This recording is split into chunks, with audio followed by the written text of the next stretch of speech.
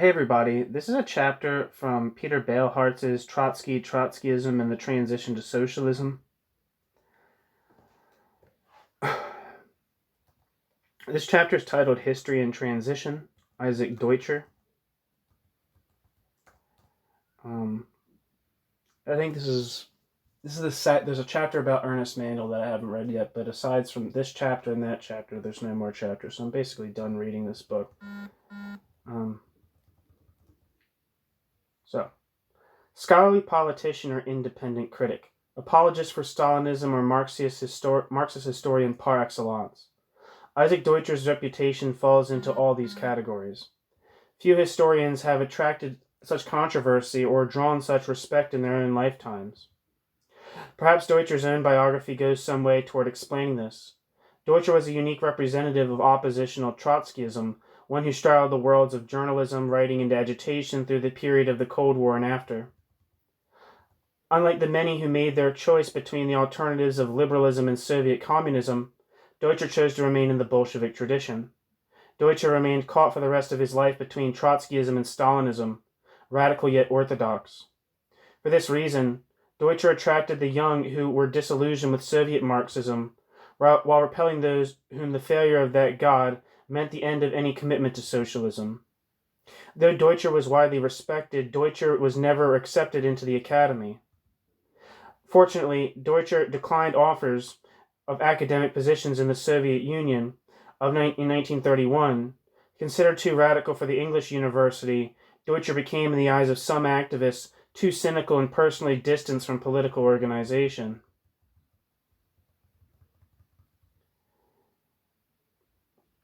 Considered together, these characteristics provide some explanation for Deutscher's profound influence on the formative New Left. Deutscher was a leftist without the authoritarian associations of official communism, a heretic turning, quote, classical Marxism, end quote, in his understanding, Bolshevism, against the Soviet bureaucracy, rejecting American imperialism yet eschewing the Trotskyist movement. His location outside the academy conferred the political legitimation of, quote, independence, end quote, on his work. Deutscher's rejection of the existing organizational alternatives placed Deutscher in a position to assess anew the experience of the 20th century. This detached perspective, coupled with Deutscher's considerable literary skills, produced such monumental works as his Trotsky trilogy, The Prophet Unarmed, Outcast. Yet this Trotskyist outside Trotskyism owed more to Trotsky than many who remained within the movement, and influenced more Trotskyists than any other in his time. More than any other did Deutscher bring into focus the fundamental tension in Trotskyism between the opposition to Stalinism and the defense of the Soviet Union, though not, in this case, through outright defense, but rather through what came to be called apologism. Deutscher was born near Krakow in 1907 and died in exile 60 years later. His early talents were recommended by Mann, and his interest in literature was to remain with him throughout his life. Deutscher's politicization led to participation in the Polish Communist Party from 1926 to 1932. Deutscher was an oppositionist after 1931. Deutscher's expulsion the following year was the reward earned for bringing attention to the impending threat of fascism. Deutscher's subsequent role in the Trotskyist movement was heretical, as his participation in the Communist Party had been. Deutscher was responsible for the authorship of the document presented by Polish delegates to the founding conference of the Fourth International, but did not attend himself. The Polish document provided the sole argument opposing the formation of the new international. Exile in Great Britain, where Deutscher first acquired the language in which he was to write his great works, led to a life of journalism. Into the late 1940s, journalism was to be sacrificed for the fulfillment of his personal project, a planned history of the USSR. While formally suspended, that project was to be materialized in biographies of Stalin, Trotsky, and the incomplete work of Lenin, on Lenin, which was cut short by Deutscher's premature death. A striking resemblance to Trotsky's work is immediately apparent in the work of Deutscher. Deutscher's project, A History of the Russian Revolution, deferred, and eventually written in the form of biographies of its central personalities, provides a mirror image of Trotsky's own relevant work. Whatever else this parallel might suggest, one implication is clear. Like Trotsky, and even despite himself, Deutscher interprets history through the medium of great personalities. Personification and dramatic device are even more fundamental to Deutscher's work than to Trotsky's. And Deutscher's sense of necessity in history is perhaps even more compelling than Trotsky's. The two have an intimate relationship. Indeed, it might even be said that Deutscher, in full empathy with his subject, applies Trotsky's own approach to the, quote, flawed, end quote, character of Trotsky himself, thereby also revealing his own, quote, flaws, end quote. It will be argued in this chapter that Deutscher's historiographical achievements must be measured against problems which are similar to those in Trotsky's work, but compounded by a real scholarly sophistication. Compelling as the Trotsky trilogy may be, compelling as the history of the Russian Revolution might be, there are mechanisms at work in Deutscher's writing which establish conclusions in advance, while leaving real problems of the transition to socialism in abeyance. Deutscher's relevant work is more integral than that of his contemporaries considered in previous chapters. The analysis will follow that of Trotsky's historical work in Chapter 3, taking a narrative chronological sequence centering first on Stalin, published in 1949, and then on the Trotsky trilogy, 1954, 1959, 1963, using the lesser writings as supplementary evidence. Deutscher's broader views on transition in East and West will then be established, prior to the critical examination of his theory of history. For it is in the latter that a proper understanding of Deutscher's view of politics as tragedy is made possible. New section, quote, Stalin, end quote.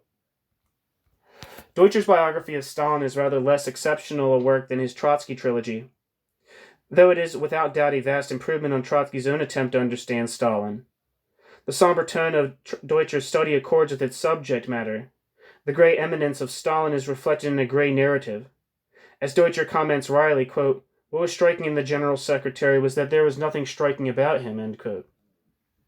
Though the early parts of the text present Stalin's formation as one which is determined by the Georgian characteristics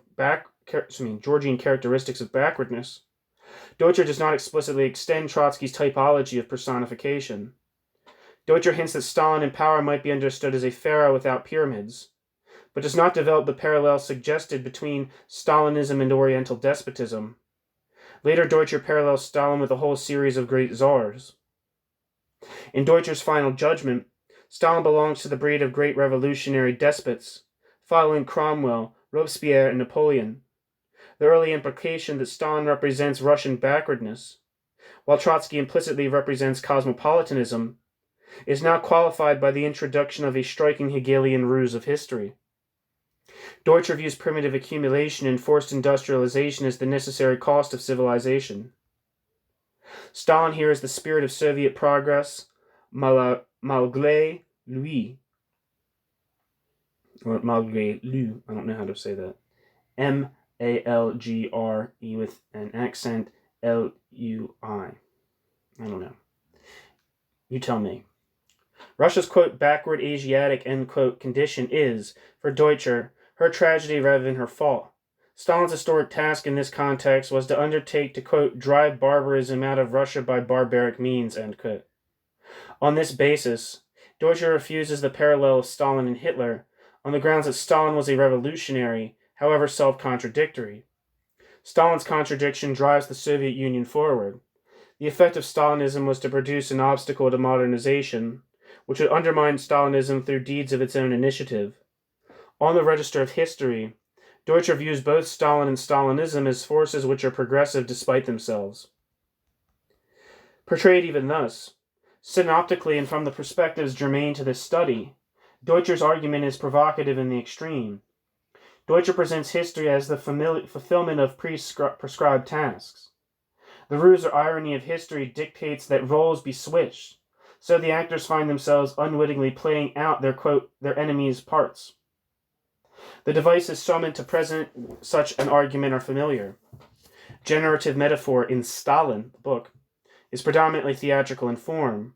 Gynecological and geological metaphor is less frequently employed. In at least one place in the text, Deutscher acknowledges that his discussion of Stalin is metaphorical. In no place, however, does he set out the precise meaning of or justification for his dependence on theatrical imagery. Theatrical imagery, as applied in Deutscher's work, establishes a particular kind of generative framework. Each historical act or deed becomes part of a sequence or unfolding which evolves in dramatic terms. Early in the piece, for example, Deutscher puts the following interpretation on the formative dispute between the young Trotsky and the young Stalin. Quote, as in a Greek tragedy, there was a streak of fatalistic consistency in the circumstances and accidents that created the first elements of the conflict long before the real drama, end quote. Fate, as it were, gave an early sign of the tragedy which was to come. Related to his sense of the theatrical, but rather more impressive, is Deutscher's reliance on dualistic imagery. Deutscher speaks of the two faces of the revolution, the two dimensions in Leninism, East and West, skewed in East in Stalinism, the two dimensions of Lenin as ideologue and as bureaucrat, the dualistic structure of the Bolshevik party, body and spirit. Stalinism is presented as a combination of Bolshevism and Byzantium. Russia as a contradictory combination of East and West. Russia and Stalinism are understood as both revolutionary and traditional. Bolshevism bifurcates into two parties, a party of revolution and one of tradition. The fate of Eastern Europe after the Second World War is seen as a combination of conquest and revolution, of retrogression and progress. In this, Deutscher draws explicitly and implicitly on Goethe's image of the duality of souls, the Janus face of Jacobinism. The image recurs frequently in Deutscher's work, in major and minor writings alike. For Deutscher, history is never simply what it seems. One significant image bears recounting here. In a reflective article upon his own practice in the writing of Stalin, Deutscher cites Macaulay on the Cromwellian Revolution. The latter tells the story of a fairy who by nature was condemned to appear at certain seasons in the form of a foul and poisonous snake. Those who injured her were excluded from her blessings. Those who pitied and protected her were rewarded. Quote, such a spirit is, such a spirit is capital L liberty, end quote, said Macaulay. Woe to those who, in disgust, venture to crush her. Happy are those who, tolerant, are at length rewarded. Deutscher adds, quote, nobody has personified the spirit of the Russian Revolution in its dual character more fully than Stalin, end quote. Deutscher's reliance on this dualistic imagery and the imagery of masking is also indicative of his dependence on dialectical materialism. Things are not simply what they are or appear, they are something else. They can be decoded in order to reveal their true nature. Their symbols can be interpreted to yield their true or essential moral message. Stalin understood as Robespierre and Bonaparte, Trotsky as Danton, blended with Babeuf. Russia presented as a combination of Oriental and European components, or of market and plan. All such couplets demonstrate the principle of the unity of opposites, in which one element will eventually come to dominate the other. Dualism in Deutscher is therefore a historical expression of the traditional Marxist logic which makes a motor of contradiction. The most novel use of such imagery in Stalin is singularly theatrical. It is the image of masking with its Greek as well as contemporary connotations. Actors wear masks, are unmasked, express private and public personas. Thus are notions of deception and duplicity introduced into the explanation of the peculiar turns of Soviet history.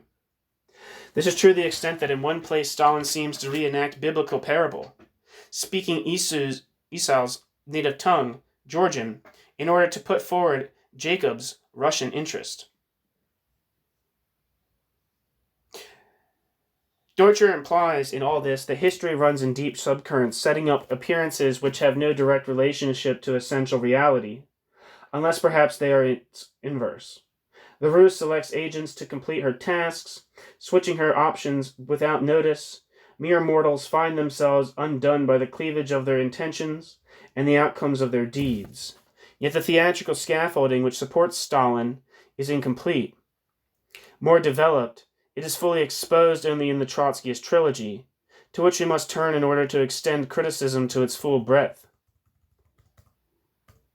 The Trotsky trilogy, new section. The Prophet Unarmed, Outcast is the pinnacle of Deutscher's achievement as historian.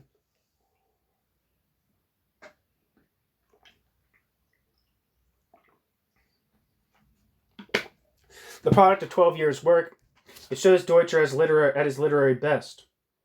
The trilogy represents a full development of Deutscher's theatrical orientation in historiography.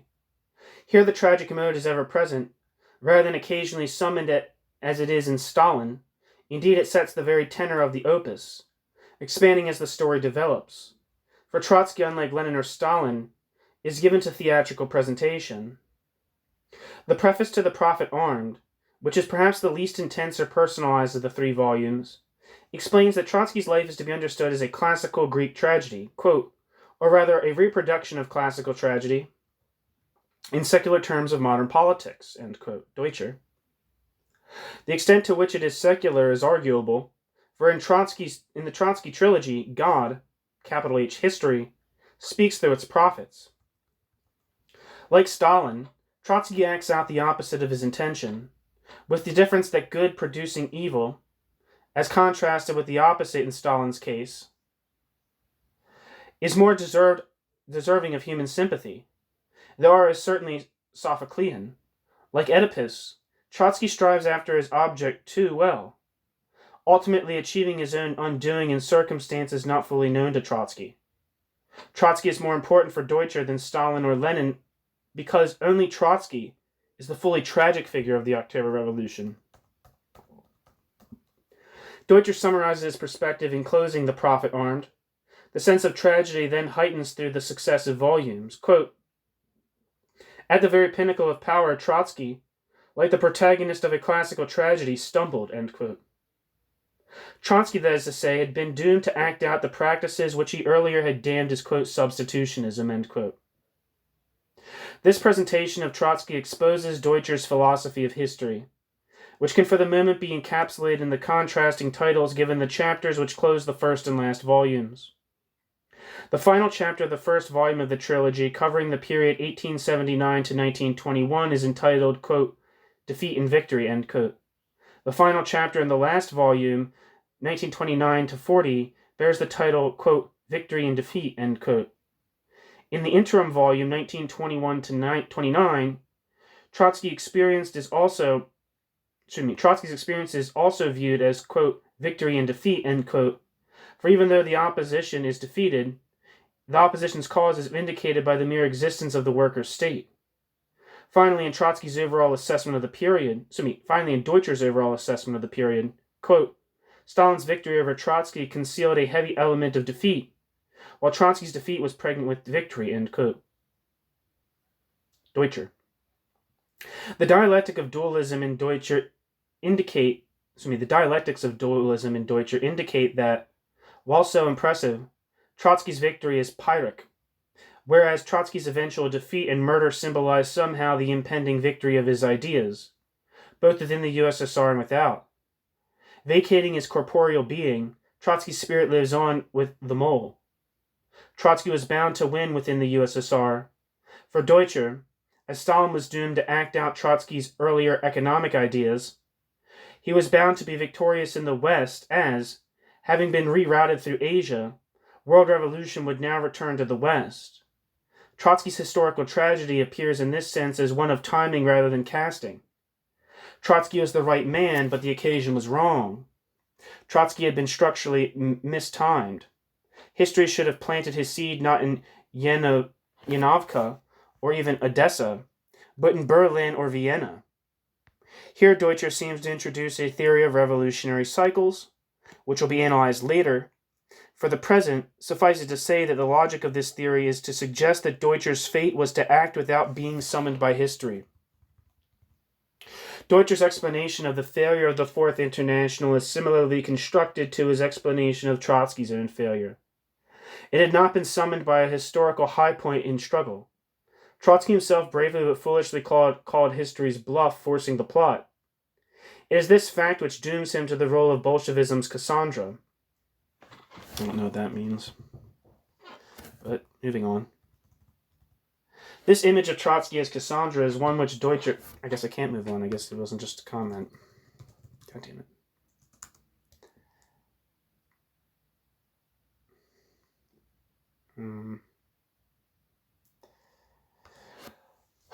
Cassandra.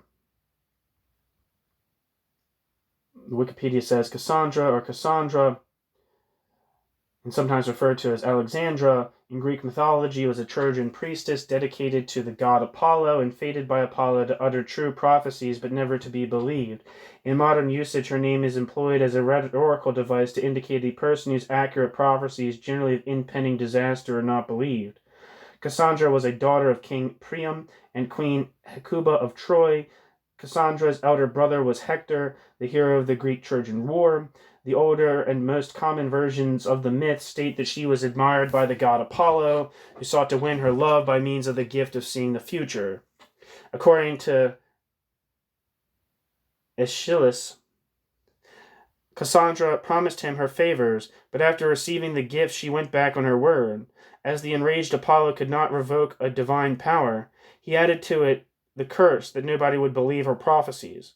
In other sources, such as Hyginus and Pseudo-Alpodorus, Cassandra broke no promise to Apollo, provided the power of foresight was given to her as an enticement to enter into a romantic engagement, the curse being added only when it failed to produce the result desired by the god. Later versions, on the contrary, describe Cassandra falling asleep in a temple, where snakes licked or whispered into her ears, which enabled her to hear the future. So that's what Cassandra means. The image of Trotsky as Cassandra is one which Deutscher evidently associates.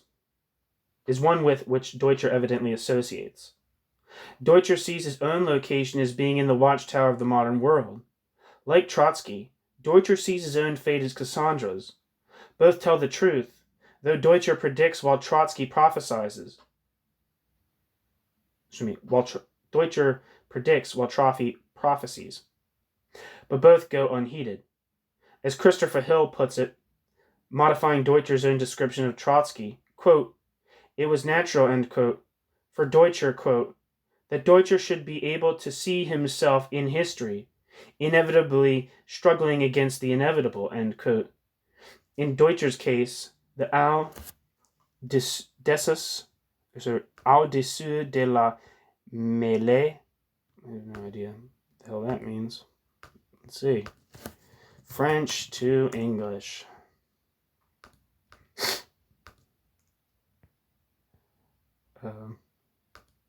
Au-dessus de la mêlée. Au-dessus de la mêlée. Au-dessous de la mêlée, which means above the fight. Cassandra is, however, but one of the many personas in which the tragic figure of Trotsky appears. Trotsky is also cast in Deutscher's Russian tragedy as Lear, as Hamlet, as the last citizen of Atlantis, an image which jars with that of Trotsky's utopia in literature and revolution, as well as in numerous Titanic and Homeric guises. Beyond these images, and even more evocative, is the character of Sisyphus, already suggested in Hill's modification of Deutscher above. Speaking of Trotsky's organizational struggles in the, quote, stillborn, end quote, Fourth International, Trotsky portrays his character as follows, quote, "Thus at his sunset, Trotsky watched for the last time the rock he rolled up his dreary mountain rolling down the slope again. The image is stuck again," less explicitly in Deutscher's conclusion. Quote, even if it were true that it is man's fate to stagger in pain and blood from defeat to defeat, and to throw off one yoke only to bend his neck beneath another, even then man's longing for a different destiny would still, like pillars of fire, relieve the darkness and gloom of the endless desert through which he has been wandering with no promised land beyond. And no one in our age has expressed these longings as vividly and sacrificially as Trotsky, ... end quote. Deutscher. Sacrificially, because the Soviet Union has advanced. The picture is one in which great men are set the quest of laboring, like Sisyphus, in order that mankind might progress. As in Camus' retelling of the tale, Sisyphus functions as the proletarian of the gods, wretched and futile yet content. The lot of these latter-day followers of Sisyphus is, however, not only to be locked into repetition, but also into rupture. For social progress is achieved through the destruction of great men and the masses who they inspire.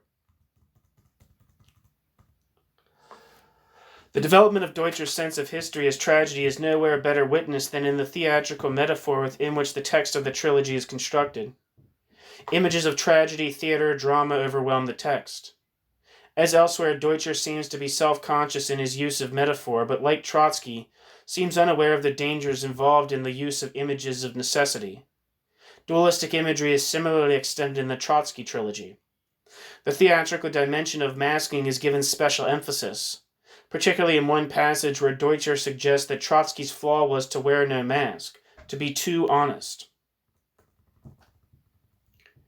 Deutscher seems to apply mechanically the Hegelian distinction between essence and appearance, especially as a contrast between depth and surface.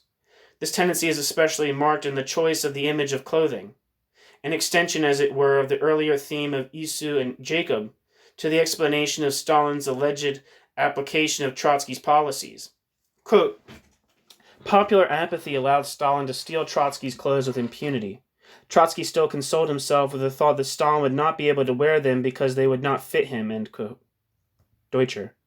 And later, quote, under any regime allowing a modification of political under any regime allowing a modicum of political controversy, a party or faction which has the misfortune of seeing its rivals steal its clothes may be still permitted to assist with dignity at the realization of its own program by others, end quote. Deutscher.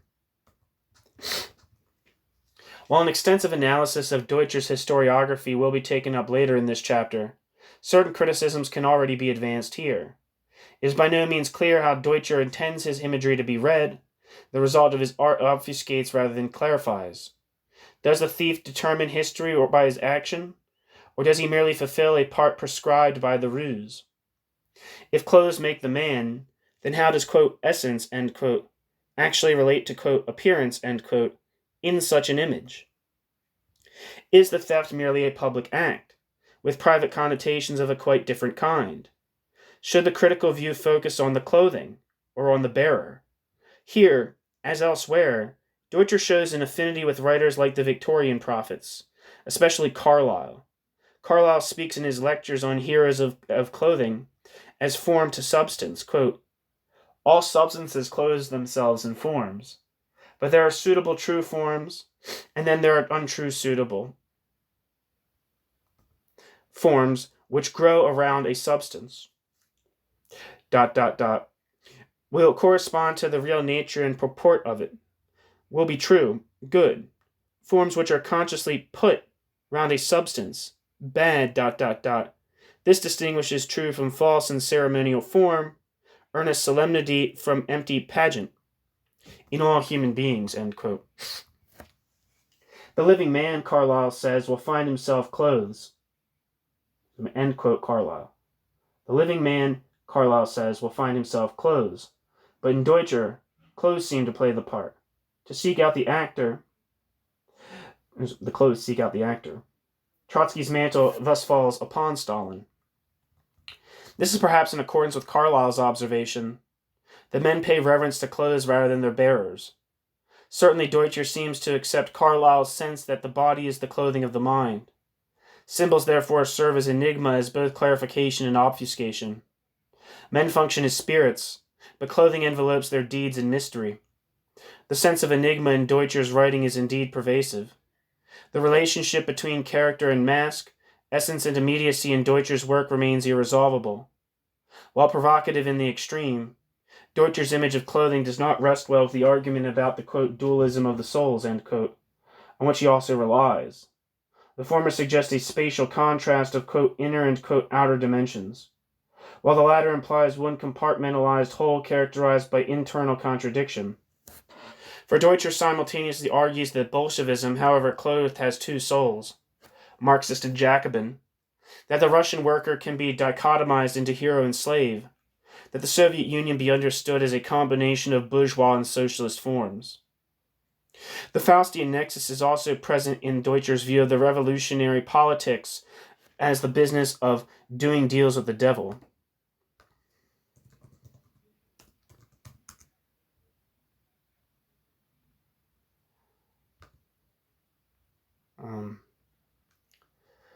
I'm just going to read the thing about what Faustian means from Wikipedia. A deal with the devil, also called a pact with the devil, a Faustian bargain, or Mephistophelian bargain, is a cultural motif exemplified by the legend of Faust and the figure of Mephistopheles, as well as being elemental to many Christian traditions. According to traditional Christian belief about witchcraft, the pact is between a person and the devil or another demon, trading a soul for diabolical favors, which vary by the tale, but tend to include youth, knowledge, wealth, fame, and power. It was also believed that some people made this type of pact just as a sign of recognizing the minion as their master, in exchange for nothing. The bargain is a dangerous one, as the price of the fiend's service is the wagerer's soul. For most religions, the tale may have a bad end, with eternal damnation for the foolhardy venturer. Conversely, it may have a comic twist, in which a wily peasant outwits the devil, characteristically on a technical point. The person making the pact sometimes tries to outwit the devil, but loses in the end. E.g., man sells his soul for eternal life because he will never die to pay his end of the bargain. Immune to the death penalty, he commits murder, but is sentenced to life in prison. A number of famous works refer to pacts with the devil, from the numerous European Devil's Bridges to the violin virtuosity of Giuseppe Tartini, to Niccolo Paganini, to the, quote, crossroad, end quote, myth associated with Robert Johnson. In Stith Thompson's Motif Index of Folk Literature, Bargain with the Devil constitutes motif number M210, and, quote, man sells soul to devil, end quote, motif number M211. Back to the text.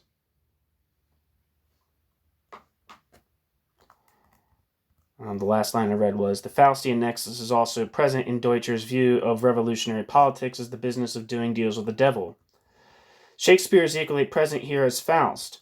Deutscher says of Trotsky, quote, if Trotsky were an actor, then Trotsky was one to whom theater and life were one, end quote, thus conjuring up in the reader's mind the words of As You Like It.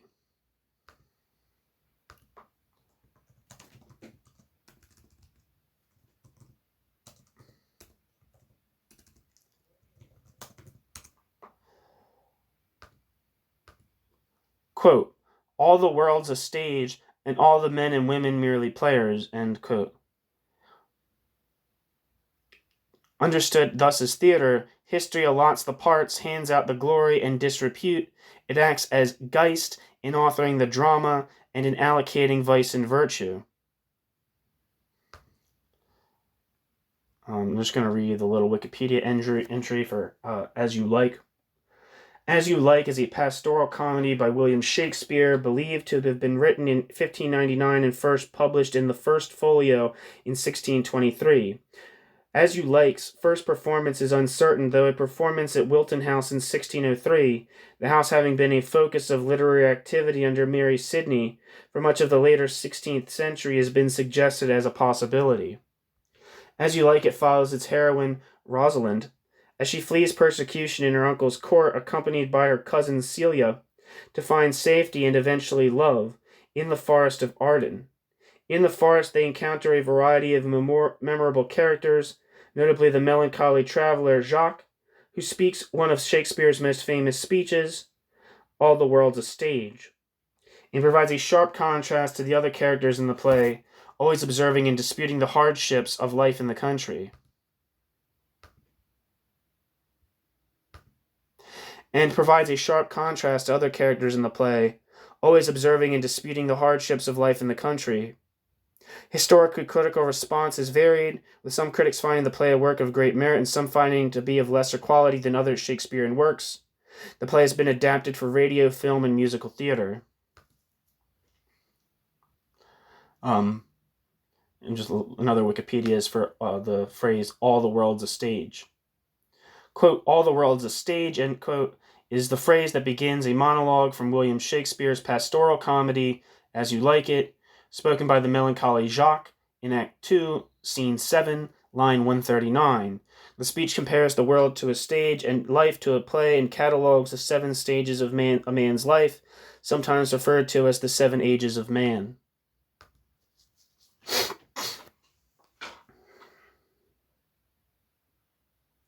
Anyway, back to the text.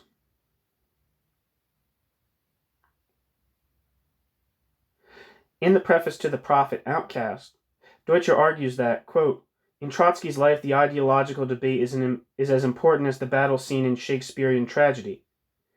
Through it, the protagonist's character reveals itself while he is moving toward catastrophe, end quote. Deutscher does not cite the passage in Hamlet, though it expresses his view of history well. Quote, our wills and fates do so contrary run that our devices still are overthrown. Our thoughts are ours, their ends none of our own, ... end quote.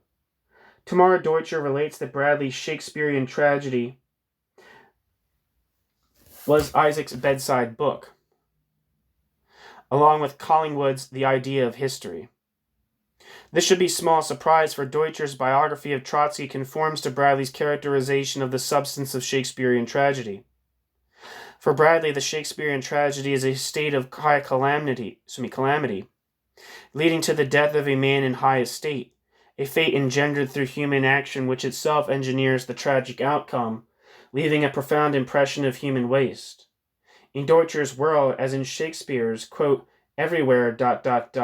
man's thought, translated into act, is transformed into the opposite of itself, ...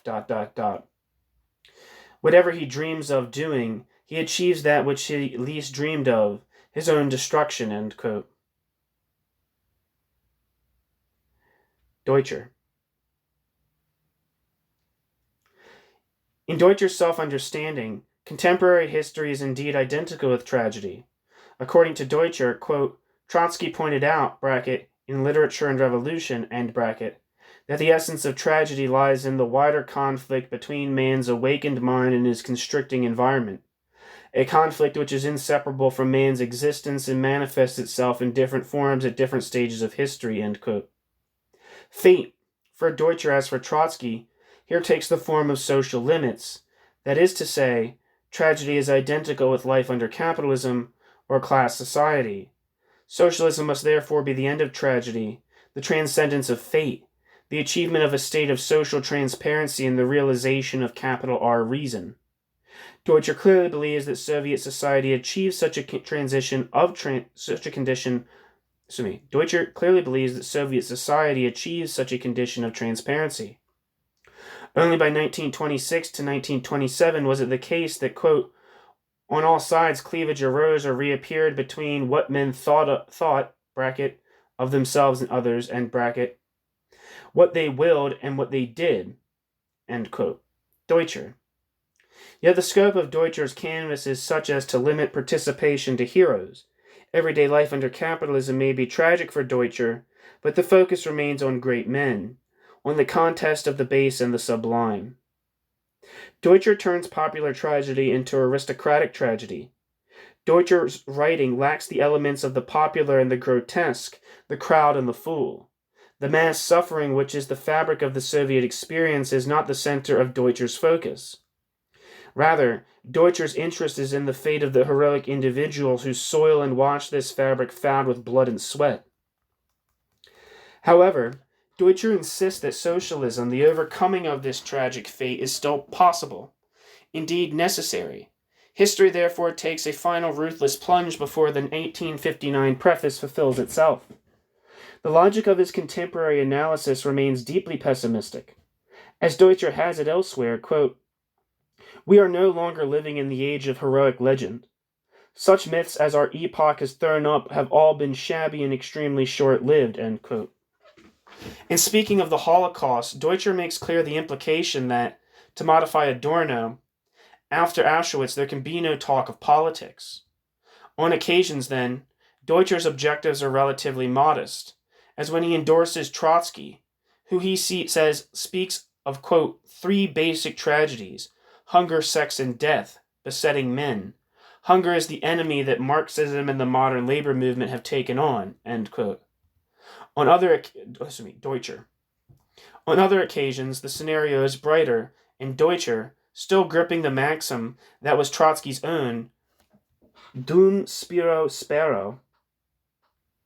Here, look that up real quick.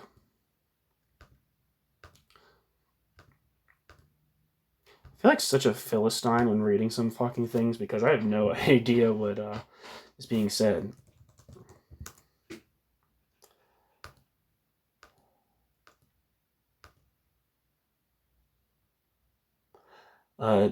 Dumb Sparrow, I hope that I will breathe. I hope while I breathe. Okay, so as long as I'm breathing, I hope, I guess, is the meaning of Dumb Sparrow. Anyway, back to the text. On other occasions, the scenario is brighter, and Deutscher is still gripping the maxim that was Trotsky's, as long as I breathe, I hope, Dumb Sparrow, intends to ride out the present downturn of the revolutionary cycle and await the revival of classical Marxism, when the cast will at last fit the plot and the outcome is tragic only for the class enemy. Despite all, Deutscher does believe history to be on Deutscher's side.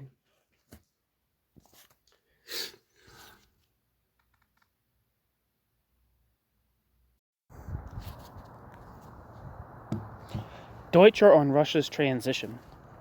Deutscher's analysis of elements of transition in the USSR and his positive projections of the possibility of reform after Stalin have engendered much controversy. In Deutscher's understanding, the film of the Russian Revolution, quote, is still on, end quote. It is not running backwards to capitalist restoration as Trotsky believed, but neither has it stopped in its tracks or returned to its czarist roots.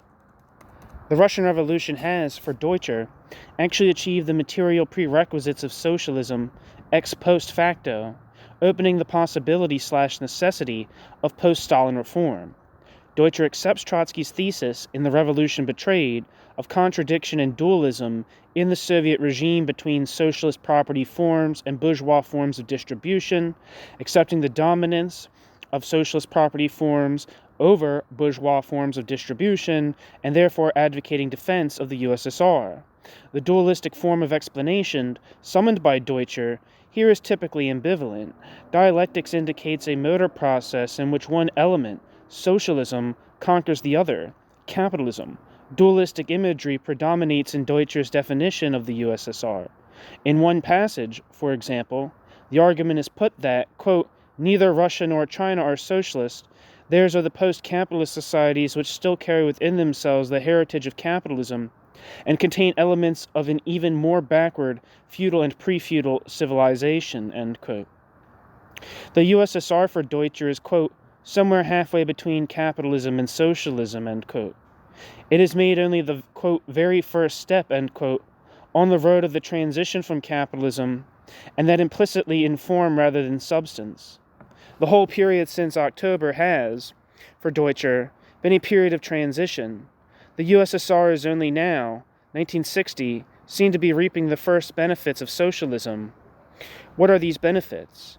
Deutscher explains that Stalinism, which represented, quote, an amalgamation of Marxism with the semi-barbarous and quite barbarous traditions, and the primitive magic of an essentially pre-industrial, i.e., not merely pre-socialist but pre-bourgeois society, end quote, has achieved through industrialization the degree of modernization which Marx took to be the prerequisite of socialist revolution. In its present condition, the Soviet Union can be understood, then, as a hybrid combination of two different and opposed components, capitalism and socialism. The notion of the hybrid society might seem at first to be mere metaphorically consistent in Deutscher's theory than in Mandel's. But inasmuch as Deutscher, like Mandel, ascribes a teleological power to the contradictory combination, one of the two components must, by necessity, be striving to overcome the latter. In Deutscher's vista, the new society must be viewed as heading towards socialism, however slowly and unsurely. Deutscher shares the analytical premises of Trotskyist orthodoxy on the question of the Russian transition. It is important to note here that his arguments were widely influential in the Trotskyist movement long after his departure from its organizations. Indeed, Deutscher was viewed in some quarters of the movement as the de facto theorist of Pabloism. Pablo within and Deutscher without the Fourth International alike argue that Stalinism, however distasteful, was the world historic representative of socialism. Deutscher's explanation of the decay of the Russian regime, then, has profoundly impacted popular Trotskyist wisdom. The dissemination of the Russian working class during the Civil War, the decimation of the Russian working class during the Civil War, the subsequent rise of the bureaucracy, the Stalinist bloodletting helped to explain the Soviet Union's present condition, but did not undercut its status as the beacon, the first workers' state. Stalinism serves, however, to bring about its own destruction, for in Deutscher's view, is the forces which bring about Soviet modernity, which provide thereby the basis of Soviet democracy. Stalinist modernization cuts the political ground of ignorance from under the regime's feet. As the, quote, irony of history, end quote, would have it, progress is produced by repression, by regression. Quote, I maintain, end quote, argued Deutscher in response to critics of Deutscher's controversial views, quote, that urbanization and modernization are, quote, curing, end quote, the Soviet Union from Stalinism, end quote. Whether reform was to be slow and gradual as the generative metaphor implies, was never entirely evident. In one place, for example, Deutscher, like Mandel, anticipates the Soviet peoples preparing themselves for another world-shaking historical experience. Elsewhere, Deutscher argues, this time in a way reminiscent of Mandel's arguments for the West, that Soviet Stalinism will be overcome by a 3 or 4 hour working day and free higher education. That's good. Good hot coffee. The analytical compatibility of Deutscher's argument and that of orthodox Trotskyism is further witnessed in Deutscher's refusal of alternative explanations of the USSR. Deutscher inveighs against the argument that the Soviet regime is a mere extension of Tsarism and attacks E.H. Carr's stress on continuity in the Russian experience on the basis of his own claim that change in property forms is the dominant historical factor. Earlier intimations, like those in Stalin, that Deutscher might follow up the Asiatic heritage into the dispute over the Asiatic mode of production, remain unfulfilled. Similarly, Deutscher refuses Milovan Žilas's argument for a new class on the traditional Trotskyist grounds, that the ruling group lacks legal property rights in the means of production. Despite his traditionalism, Deutscher admits the ambiguous location of the new ruling group.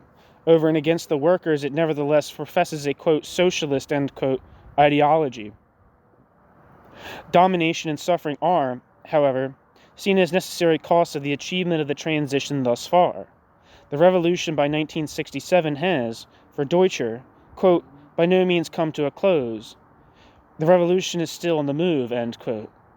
Indeed, Deutscher goes so far as to predict, again like Mandel, the revival of a Trotskyist hegemony within the USSR. Quote, through the forcible modernization of the structure of society, Stalinism had worked towards its own undoing and had prepared the ground for the return of classical Marxism, ...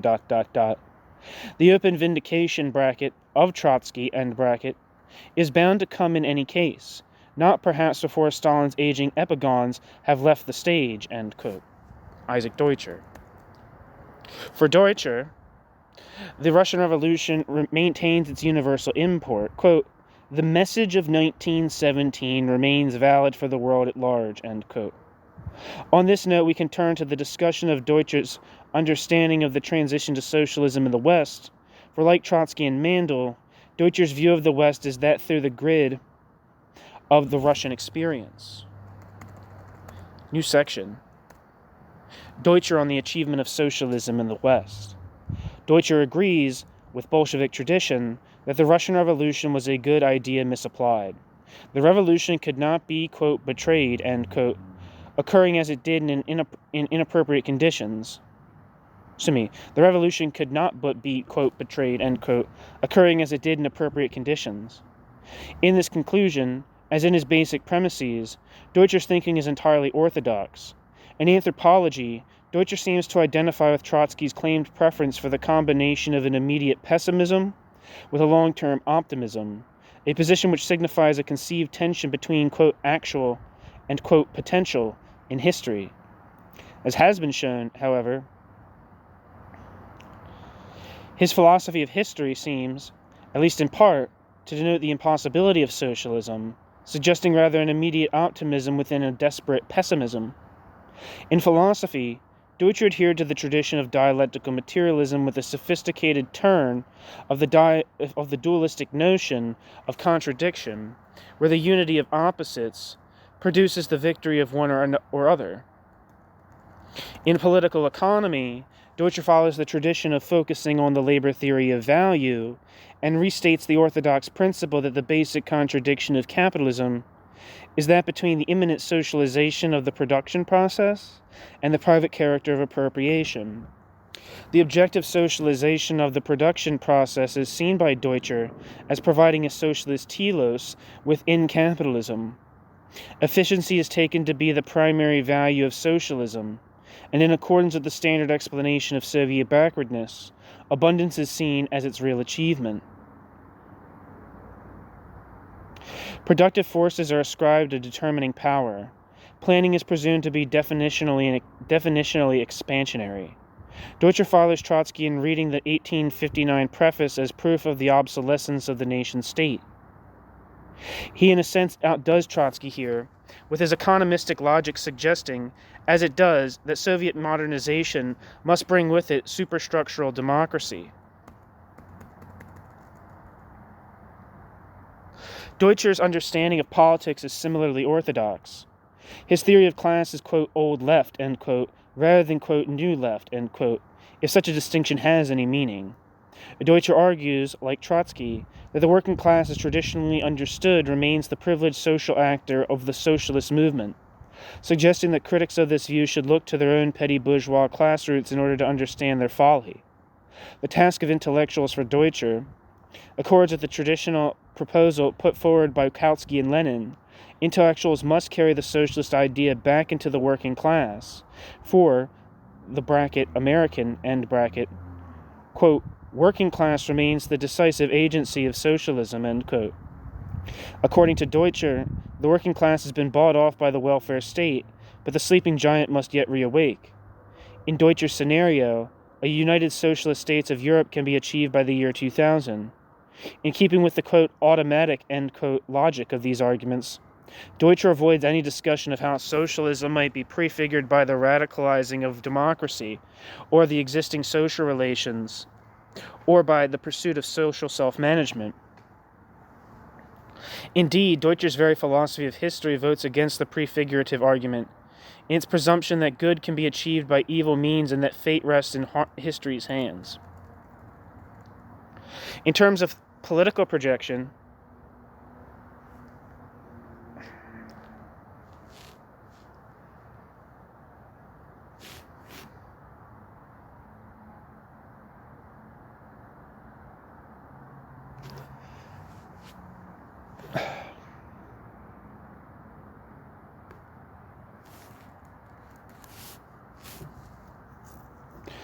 God damn it.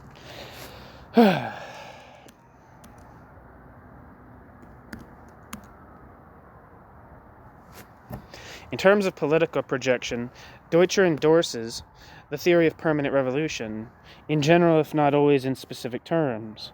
For Deutscher, the theory of permanent revolution is proven and lived out by the revolutionary events of the 20th century. Trotskyism proves itself, most notably, through its unlikely but unconscious representatives, Mao and Khrushchev. Jesus Christ. Mao, especially, is seen by Deutscher to obey the logic of permanent revolution. The theory of permanent revolution is thus verified, contrary to Trotsky's expectations, via the East. Having shifted toward the East after the Russian Revolution, the epicenter of world revolution is now returning to the West in accordance with a general cyclical trend. For Deutscher, the first cycle of revolution was initiated by 1917, to be followed by a second cycle after the Second World War. This second cycle was one of revolution from above, where revolution was installed, quote, on the point of a bayonet, end quote, with the exception of the Chinese experience, which Deutscher views as a revolution from below. The strategy implicit in Deutscher's argument is clear. We must await the third cycle. Ironically, therefore, Trotsky is not the man of the second cycle, yet it is Trotsky who explains why Mao is the revolutionary of the second cycle. The theory of cycles in Deutscher helps explain his hostility to the formation of the Fourth International in 1938. The New International appeared too early, unprompted, in the wrong act. It proved to be, in the appropriate metaphor, a stillbirth in the absence of an international revolutionary movement to breathe life into it. What matters for Deutscher, in contrast to Mandel, is neither the existence nor the idea of the international, but the idea of internationalism.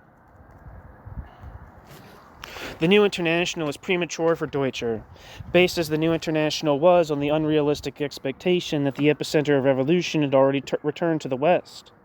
Living and thinking against the current, Deutscher sought to keep, quote, classical Marxism, end quote, alive, so that classical Marxism could later ride the third revolutionary wave to socialism in the West. New section: Deutscher's historiography and philosophy of history. While Deutscher's practice of history has come under increasing criticism of late, such criticism is conspicuous in that criticism's attention to matters of detail such as mistakes of fact, natural blemishes on a pioneering work, at the expense of more general considerations. Presumably this is the case not only because the dominant historiographical consciousness turns naturally to questions of empirical detail, but also because some critics, like Mandel and Brouet, share the Trotskyist conception of history as the unfolding of a socialist telos. In the foregoing analysis, in contrast, Deutscher's reliance on the metaphor of theater and tragedy has been especially emphasized. It has been argued that Deutscher's history depends on the idea of Goethe and Shakespeare, the ideas of Goethe and Shakespeare, which Deutscher reads across into history perceived as a world stage. This criticism can now be extended in order to take up the question of Deutscher's use of a Hegelian ruse of history and the problems with which this ruse engenders in Deutscher's work. However, it is first appropriate to discuss as preliminary Deutscher's historical self-understanding and Deutscher's specific arguments about necessity and personality in history. Deutscher spells out his historical self-understanding in several places. Deutscher explains, for instance, in the 1961 introduction to Stalin that the task of the historian in comparison to the political fighter is to portray the irreversible, the inevitable. Quote, the historian ... cannot help being a determinist or behaving as one if the historian is not. End quote. Deutscher. Deutscher articulates his position in response to the charge of apologia for Stalinism, arguing that he rejects the inevitability of Stalinism as a partisan, but accepts the inevitability of Stalinism in his capacity as scholar. Scholarly judgment about inevitability is not personal for Deutscher, who holds on the contrary that, quote, some of the proudest moments in man's history are those when he struggles against the inevitable, and this his struggle too is inevitable, end quote. In another reply to criticism, this time from Raymond Aron, it looks like it says Raymond Aron, but I believe it's Raymond Aron, Deutscher further clarifies his historiographical views. Quote, I certainly take the view that human will is, quote, free, end quote, only to the extent to which human will acts as the promoter of, quote, necessity, end quote, that is, within limits circumscribed by conditions external to it, end quote. Deutscher formally refuses the, quote, great man, end quote, argument because the great man argument undercuts the case for inevitability. Significantly, the test case here is Trotsky's explanation of Lenin's role in the October Revolution. Deutscher takes Trotsky's argument about Lenin's indispensability to be a denial of historical materialism. His alternative is to fall back on Plekhanov's monistic definition of historic forces, circumscribing analysis of the problems of accident and reality of the Russian Party in 1917, by reinserting into the picture the telos of certainty. McIntyre suggests that the choice of authority is appropriate. For Deutscher's trilogy is the kind of work we would imagine a latter-day Plekhanov writing. Deutscher attempts to reinforce his case for inevitability by introducing the Chinese and Yugoslavian experiences, where, quote, the revolutionary trend found or created its origin in such human material as was available, end quote. A highly significant phrase which occurs again elsewhere. Mankind is the material with which history works. The philosophy of history at work here is brutal. For Deutscher, history is simply the realm of necessity. Stalinism is viewed as historically necessary, as is Trotsky's own, quote, optimistic tragedy, end quote. Deutscher makes clear his view that de-Stalinization is to be understood with reference to the historic forces at work. Great men here represent class forces. The clear implication is that Stalin was chosen by capital H history to do capital H history's bidding. As he puts it in Russia After Stalin, quote, the trend of the time found in Stalin its, quote, organ, end quote. If it hadn't been Stalin, it would have been another, end quote. Deutscher. Stalin was merely, quote, the vehicle of anonymous forces at work in the background, end quote. Deutscher. The logic involved clearly suggests that Trotsky's defeat was a happy fate. In power, Trotsky's lot should have been tragically to act out Stalin's part. History here is presented as a closed and shut case. But if capital H history seeks out and finds material if capital H history seeks out and finds material adequate to capital H history's own ends, why then should socialists bother to struggle at all? Deutscher provides two variations of an argument intended to foreclose such questioning. Trotsky, Deutscher says in one place, compared Marxism with Calvinism. Determinism, like the doctrine of predestination, serves to strengthen will, as will is an expression of a higher necessity. Elsewhere, it is Bukharin who offers this explanation. The Leninist philosophy of historical determinism, in common with the Puritan doctrine of predestination, peculiarly extends the dimension of moral responsibility by its sense of certainty. It is the argument we have met before, in Plekhanov. The inadequacy of Deutscher's proposed solution to the question of the role of will in history is underlined by Deutscher's fascination with personality. Considering here only the case of Trotsky, it can be seen that Deutscher's position is innerly ambivalent. Deutscher denies the, quote, great man, end quote, argument, yet dedicates his life's work to the biography of just one such, producing a study which presents great men as creators of history in the manner of Carlyle. However much Trotsky is Bolshevism incarnate, or cosmopolitanism personified, however much Trotsky be the tragic figure or victim of history, it must nevertheless be recognized that he still is Trotsky, a great individual whose historic achievements were intimately bound up with the exercise of his own will. More generally speaking, Deutscher's identification with personality is written into the very nature of his major works. They are all uniformly biographical. Deutscher turns his original plan for Soviet history, quote, à la tiers, end quote, the French guy, into a several parallel Soviet histories constructed around the medium of the revolution's great personalities. Where E.H. Carr, for example, chose to write an extensive and integral history of Soviet Russia, Deutscher instead writes three biographical variations on the theme. One of Lenin, incomplete, one of Stalin, one of Trotsky. Tragedy, as Deutscher understands, centers on individuals, even though individuals appear the playthings of capital H history or represent classes. In a few modern biographies, is the sense of identification between author and subject so marked as in Deutscher's Trotsky trilogy. Deutscher himself knew, like Trotsky, what it meant to stand against the current, and both saw themselves as representing capital H history against history itself. The idea that one should refuse fate and stand against fate did not, however, overturn Deutscher's more fundamental premise. The history sets itself only such problems as history can solve using whatever human, quote, material, end quote, comes to hand. Will is a negligible factor. In Deutscher's understanding, because intention is historically ineffective.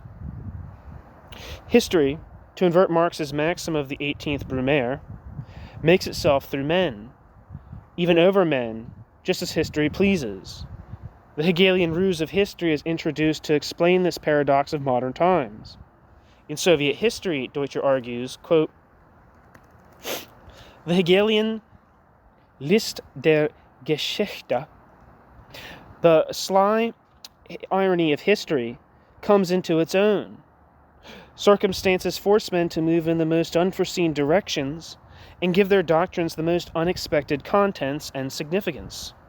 Men and doctrines thus serve purposes sometimes diametrically opposed to those they had envisaged, end quote. The Hegelian ruse functions here as a theory of progress through barbarism. Deutscher cites Hegel to the effect that, quote, history is not the realm of happiness, end quote, but rather of achievement. As in Hegel's philosophy of history, so in Deutscher's theory does history evolve from east to west, only with rather different temporality. As in Hegel, so in Deutscher do great men act out the world's spirit unknowingly, finding themselves doomed to unhappiness. As in Hegel, but unconsciously so in Deutscher, is the unfolding of the Weltgeist, a theological perspective. Present barbarism, however prolonged, remains for Deutscher the prelude to the fulfillment of world history in socialism. Deutscher seems oblivious to the apparent logic of his argument, which seems to suggest simultaneously the permanence of barbarity and the impossibility of socialism, understood as the willed product of human activity rather than its impending achievement.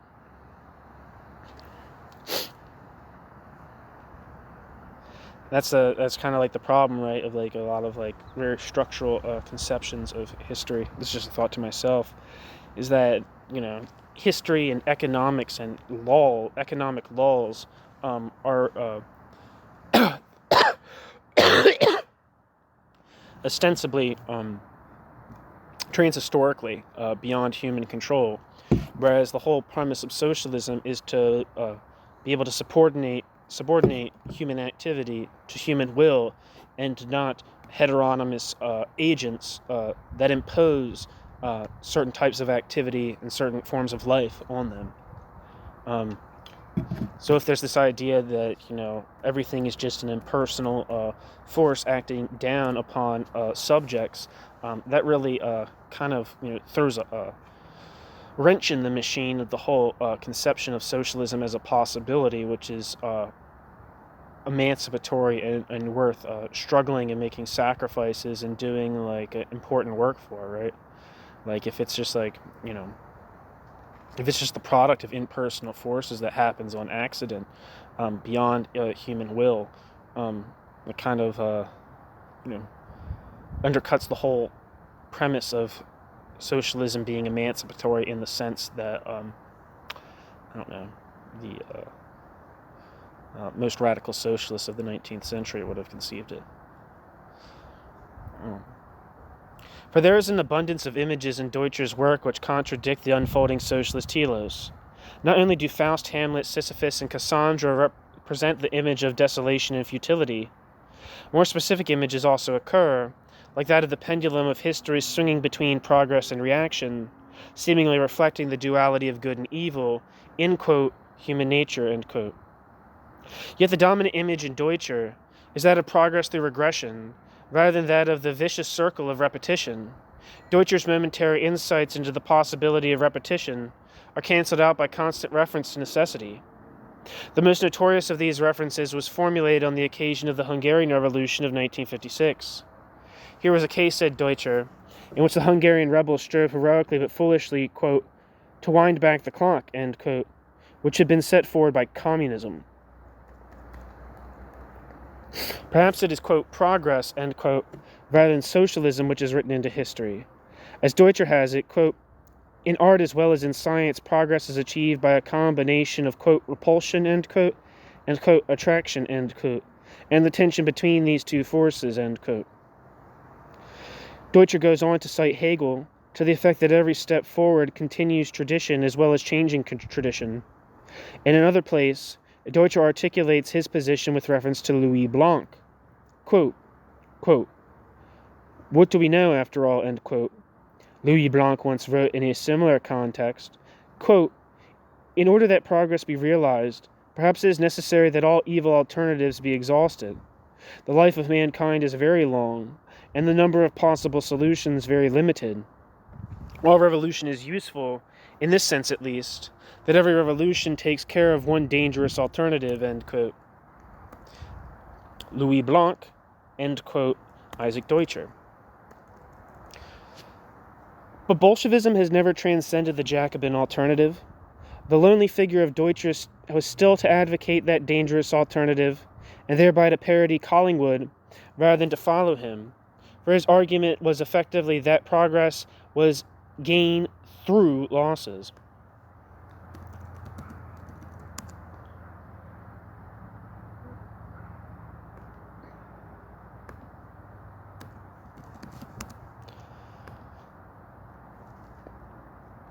In this regard, Deutscher managed to combine Carlyle and Macaulay, vulcanizing together a romantic anti-industrialism with an unrepentant modernism.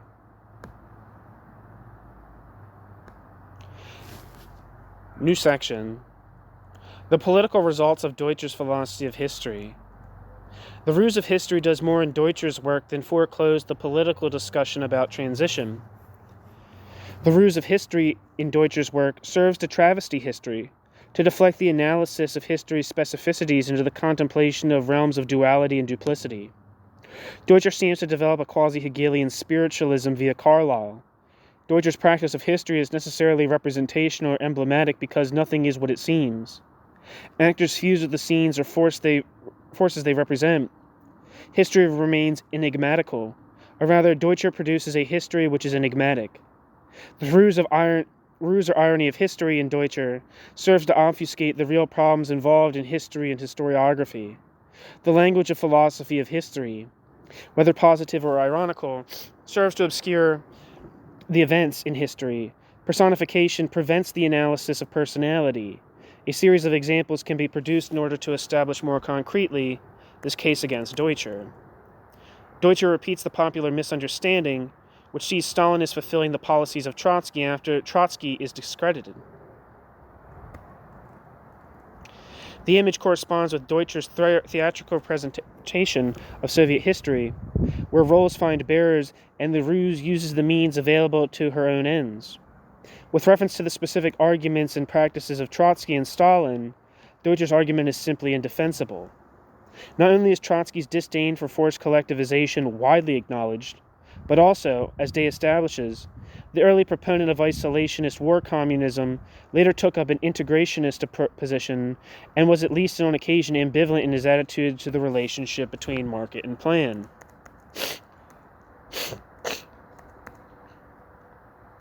Stalin took up and extended and applied in the bloodiest way possible the policies of war communism, not the policies of Trotsky or the left opposition. If Stalin can be said to have, quote, applied, end quote, Trotsky's policies at all, then it can only be in a strictly delimited historical and not theatrical way. Nor can Preobrazhensky be legitimately cast as the de facto theorist of Stalinism, unless the argument about the irrelevance of intention is both strictly adhered to and justified. The specific differences between Deutscher's actors are simply obliterated by such arguments. The same problem emerges in Deutscher's scenario of leadership alternatives in the young Soviet state.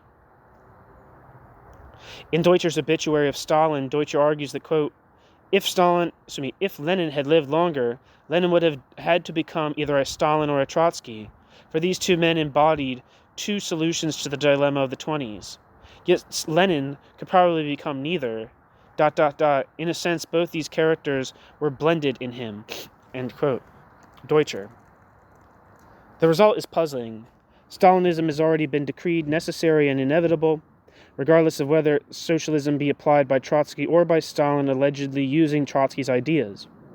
How Lenin could force back this necessity is by no means apparent, but the distortion produced by Deutscher's argument is more extensive yet. Were these absolutely the only, quote, alternatives, end quote? What of a Preobrazhensky road to socialism? One of decades of competition between market and plan or a similar Trotskyist policy? What of a Bukharinist agrarian alternative or what of a possible policy produced by some combination of these? Deutscher ignores the existence of theoretically possible alternatives. History and history's specificity and complexity simply does not fit onto Deutscher's stage.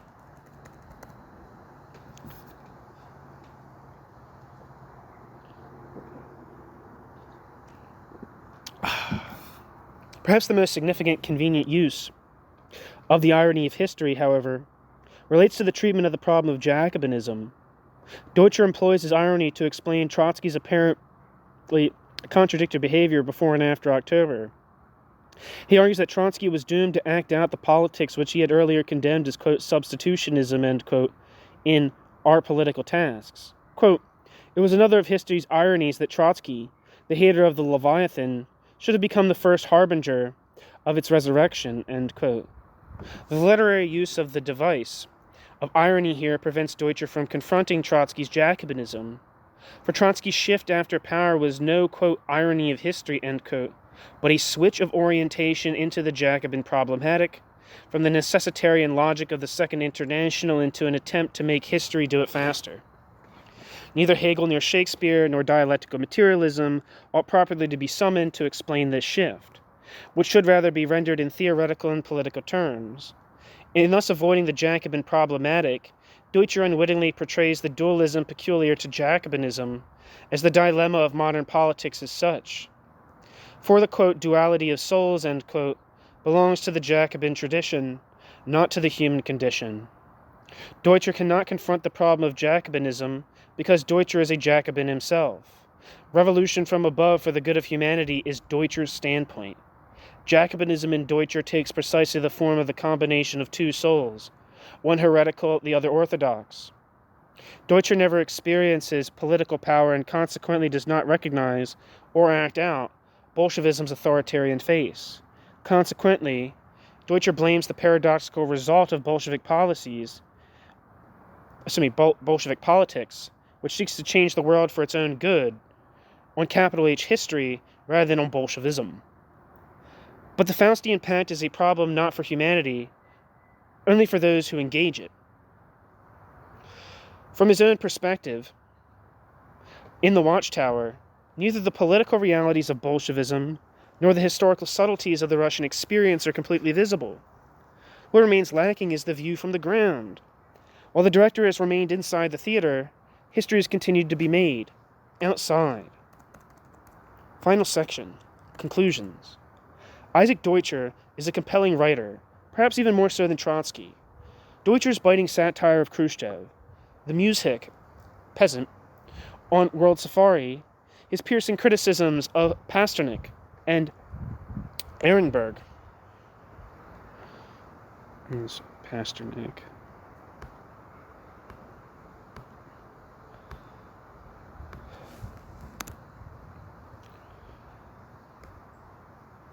Dr. Zhivago guy. And, sorry, I just want to copy some of these things that I need to look up from this PDF. Okay. I'll read them at the end because my internet's kind of slow, so hopefully by the time I'm done reading, the pages will have loaded. Deutscher's biting satire of Khrushchev as the muzhik or peasant on World Safari. Deutscher's piercing criticism of Pasternak and Ehrenberg, his pathic portrayal of the, quote, half-real and half-imaginary character, end quote, the, quote, Pole-Rogerian minister, end quote, reveal a literary skill rare among political commentators. Deutscher's characterizations of this tragic hero, Trotsky, and the triumphant Marshal Stalin are without parallel in the English language literature on the Russian experience. His is truly a nostalgic historiography. The breadth of Deutscher's learning and culture, the wealth of images, biblical, theatrical, and mythological, which make up Deutscher's texts, all serve to carry the reader through his arguments. Deutscher sees into the minds of his subjects, above all Trotsky, but is too close to them to develop a critical perspective. As in Trotsky's best historical writing, the sympathetic reader is swept thereby into an acceptance of the author's premises and conclusions, into the acceptance of the certainty, inevitability, and, quote, optimistic tragedy, end quote, of history. Critical Marxism has been bound up with literature, and its best presentations often have taken literary form. Yet the distinction between literature and history is nevertheless worth maintaining. As Mamigliano, one second, and argues against Hayden White being like the guy, I think he wrote a book called Tropics of Discourse, is like his big one, just like a kind of like a postmodernist interpretation of historical practice. I'll read all these at the end. As Mamigliano argues against Hayden White, history may be rhetorical or tragic, but it is not rhetoric or tragedy. In literature, evidence is optional, not compulsory. There is no, quote, true, end quote, history, only competing interpretations of history. This means that appeals to, quote, history, capital H, end quote, are inherently suspect, and that pace Deutscher, history can only be rewritten. History cannot be, quote, reenacted, end quote, in any theatrical sense.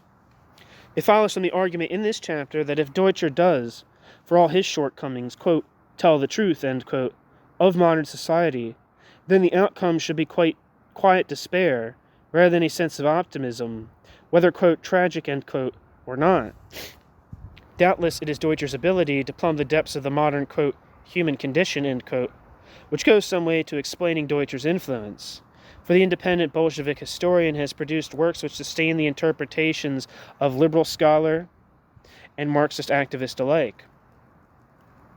His self-proclaimed political beliefs provide the independent Calvinist Bolshevik with secure reasons for continuing the struggle, while, for the scholar, the effect of Deutscher's work is to produce a speculative feeling, conducive to the contemplation of the impossibility of intentional action, of the contradictory ways and the appetites of men. These are, of course, necessary and productive sources of contemplation, and no one would deny the enigmatic centrality of the characters of Faust or Hamlet in the civilization which is called modernity, nor the legitimacy of their intellectual consideration. Presented as history, however, the effect of such matters in Deutscher's work deflects scrutiny away from the possibility to the inevitable, and away from the realm of freedom to that of necessity. As Sedgwick puts it, Deutscher's, quote, extraordinary dramaturgical and poetic gifts led him to operate within a group of concepts that have absolutely no place in any analytical work of social history or social theory, particularly those of tragic irony, tragic destiny, tragic hero, end quote. I'm not sure who he's speaking to, but I think it's speaking out. Is it Peter Sedgwick? He was I think he's written some articles on or wrote important articles in the 60s and stuff about Victor Serge, but I think Sedgwick was kind of based on the piece towards something for the long haul by what the fuck is the guy's name? I think it's Ray Challinor. He was saying that him and Sedgwick were on the libertarian wing of the International Socialist in the UK, and that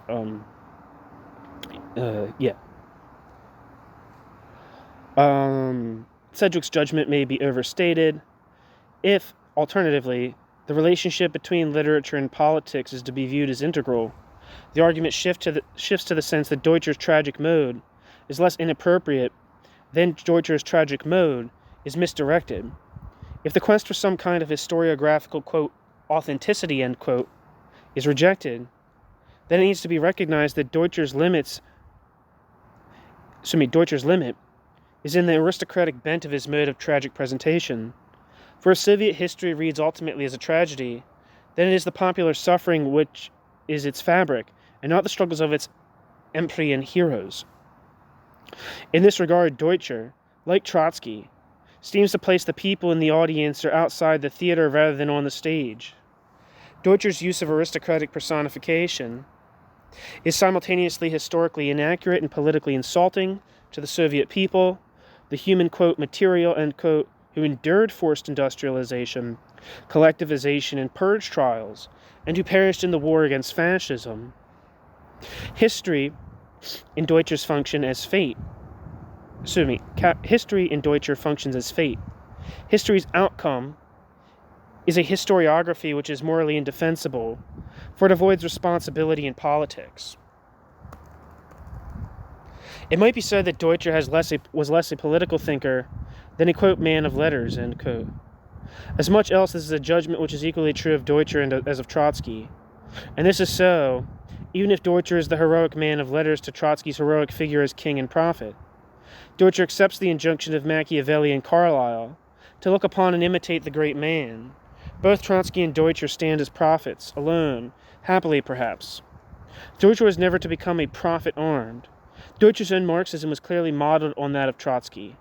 Like Machiavelli's archers, Deutscher fires his theoretical arrows high, attempting to reach the target, but falling short of an emancipatory Marxism. Deutscher's interpretation of the 1859 preface closely resembles Trotsky's. In common with the Second International, both thought of socialism as the product of nationalized economic growth. Trotsky and Deutscher also share the peculiar view of history as theodicy, where human progress can be achieved over the bodies of the masses. Deutscher's premise that negative forces could achieve positive acts is entirely in keeping with Trotsky's position on means and ends. All that is sacred is consequently profaned, for as Marshall Berman puts it in his analysis of Faust, if good can be created through evil, then the maxim should be reversed. Quote, "The road to heaven is paved with bad intentions," end quote. Stalin is our savior. Politics becomes demonic. The workers dig their own graves, and this is called, quote, socialism, end quote. Certainly the criticism of Deutscher, of all Trotskyists, provides the best insight into the nexus between the problematics of Stalinism and Trotskyism. Its single most prominent point is the insistence on the defense of the USSR, indicating an underlying faith that its substantive achievements do, after all, approximate socialism. Corresponding to this premise is another, that revolutions can be engaged, quote, from above, end quote. For it is the results, and not the processes, which matter in this view. Indeed, Deutscher's argument for, quote, revolution on the point of the bayonet, end quote, indicates a line of continuity with the late Trotsky that is rather less happy than that running between Dunayevskaya James and the late Trotsky.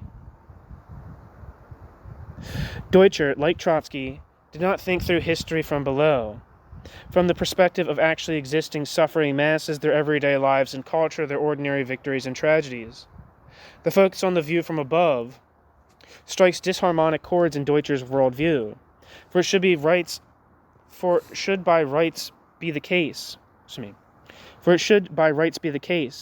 that his anticipated, quote, third wave, end quote, a revolution depends on the consciousness and action of just these masses. Deutscher showed, at least on occasions, that Deutscher understood the, quote, crisis of Marxism, end quote, and the necessary tasks of rethinking the question of transition, which followed from such a recognition. Deutscher's intuitions that Marxism had seen the end of its raison d'etre in the absolute severance of theory and practice were never to be substantiated. Ordinary people will continue to live out their tragedies in bourgeois civilization. The tragedy of Trotskyism is Trotskyism's inability to face or explain this situation, let alone begin to conceive of ways to alter it. Deutscher is swept away from a fresh consideration of the problem of transition by the allegedly impending third wave of the 60s. However influential his half-radicalism may have been for an earlier generation, who saw an alternative road in the dark days of the 50s, Deutscher's assurances that socialism would come, even through barbarism, make Deutscher sound today like a voice from the past. A misplaced M. Jourdain, speaking a language known all too well to an audience which not only knows of the Gulag, but sees the Gulag in its full significance.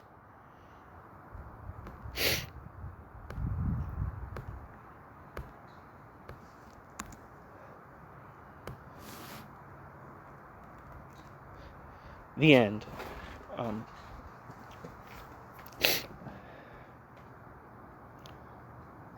Let's see. I'm gonna read some of these Wikipedia entries, introductions real quick. R.G. Collingwood was an English philosopher, historian, and archaeologist. He is best known for his philosophical works, The Principles of Art, 1938, and the posthumously published The Idea of History. Boris Pasternak lived from 1890 to 1960 and was a Russian poet, novelist, composer, and literary translator. Composed in 1917, Pasternak's first book of poems, My Sister Life, was published in Berlin in 1922 and soon became an important collection in the Russian language. Pasternak's translations of stage plays by Goethe, Schiller, Calderon de la Barca, Shakespeare remain very popular with Russian audiences. Pasternak was the author of Dr. Zhivago, 1957, a novel that takes place between the Russian Revolution of 1905 and the Second World War. Dr. Zhivago was rejected for publication in the USSR, but the manuscript was smuggled to Italy and was first published there in 1957. Pasternak was awarded the Nobel Prize in Literature in 1958, an event that enraged the Communist Party of the Soviet Union, which forced Pasternak to decline the prize. In 1989, Pasternak's son, Evgeny, finally accepted the award on his father's behalf. Dr. Zhivago has been part of the main Russian school curriculum since 2003.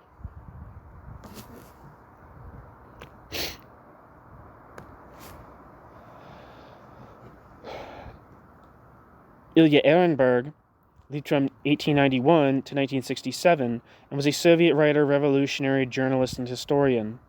Ehrenberg was among the most prolific and notable authors of the Soviet Union. Ehrenberg published around 100 titles. Ehrenberg became known first and foremost as a novelist and a journalist, in particular as a reporter in 3 wars: First World War, Spanish Civil War, and the Second World War. Ehrenberg's incendiary articles calling for violence against Germans during the Great Patriotic War won him a huge following among frontline Soviet soldiers, but also caused much controversy due to their perceived anti-German sentiment. Ehrenberg later clarified that his writings were about, quote, German aggressors who set foot on Soviet soil with weapons, end quote, not the whole German people. The novel The Thaw gave its name to an entire era of Soviet politics, namely the liberalization which occurred after the death of Joseph Stalin. Ehrenberg's travel writing also had great resonance, and to an arguably greater extent so did his memoir, People, Years, Life, which may be his best known and most discussed book. The Black Book, edited by Ehrenberg and Vasily Grossman, has specifically historical significance. It describes the Holocaust in the Soviet Union, the genocide which was committed against Soviet citizens of Jewish ancestry by the Nazis. It was denounced as anti-Soviet and banned from publication. It was first published in Jerusalem in 1980. In addition, Ehrenberg wrote a succession of works of poetry.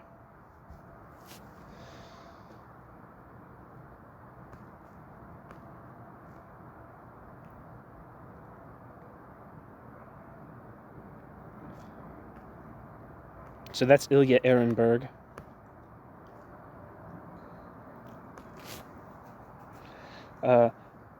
Arnaldo Momigliano lived from 1908 to 1987 and was an Italian historian of classical antiquity known for his work in historiography and characterized by Donald Kagan as, quote, the world's leading student of the writing of history in the ancient world.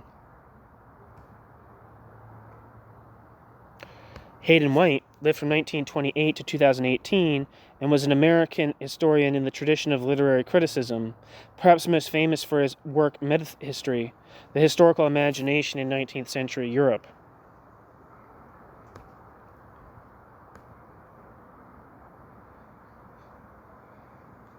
And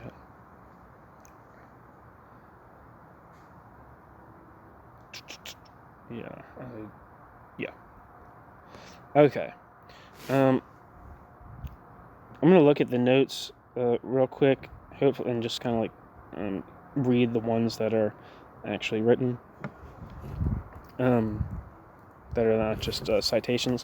Perhaps the most effective image used is that of Stalin behind the scenes. Deutscher, Stalin, page 145. Other examples of theatrical metaphor occur, on a bunch of page numbers. Images of disease or gynecology appear. Geology, astronomy, and tidal metaphors appear. Deutscher uses Trotsky's image of the cooling lava. Personification is employed, with varying degrees of persuasion. New endnote. It appears in, quote, Three Currents in Communism, end quote, Ironies of History, Essays on Contemporary Communism, published in 1966 in the form of Jekyll and Hyde. In, quote, The Roots of Bureaucracy, end quote. State and bureaucracy are presented as the Jekyll and Hyde of human civilization. In Maoism, its origins and outlook, Ironies of History. The peasants have two souls. In the post-Stalinist ferment of ideas, Heretics and Renegades, published in 1969, there are two souls in the breast of the Malenkov government. In The Unfinished Revolution, Russia 1917 to 1967, Maoism has two souls, and the figure of Janus appears in Vietnam in perspective in ironies. In Ideological Trends in the USSR, Marxism in Our Time, published in 1971 by Ramparts, and Reflections on the Russian Problem in Political Quarterly, 1944, January to March. New endnote. The most effective single image here is that of Stalin in an iron mask. Deutscher, Stalin. Other images of masking occur in the same book, a bunch of page numbers. New endnote. The image recurs elsewhere, bringing to mind the influence not only of Oedipus but also of Freud. Quote, there was thus a tragic element in Bolshevik fortunes. All their profound and acute awareness of the danger, bracket, of corruption, end bracket, did not save them from it, and all their abhorrence of the corruption did not prevent them from succumbing to it, end quote. The Unfinished Revolution, Deutscher.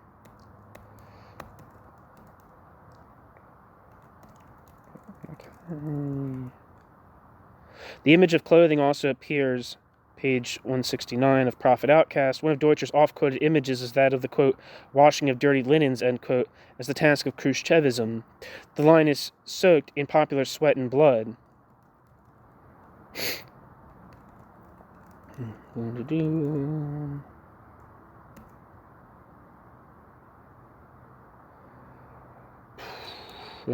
Sorry, looking at if there's anything for me to read here.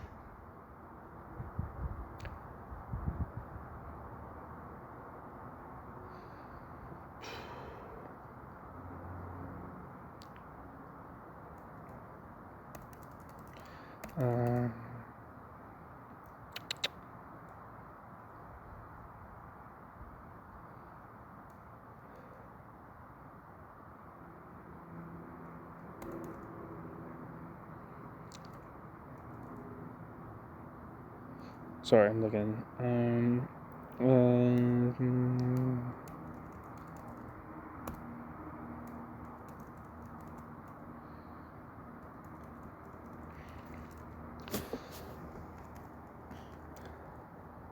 Sorry, it just looks like a lot of citations. There's a lot of them, though. Yeah, that's it.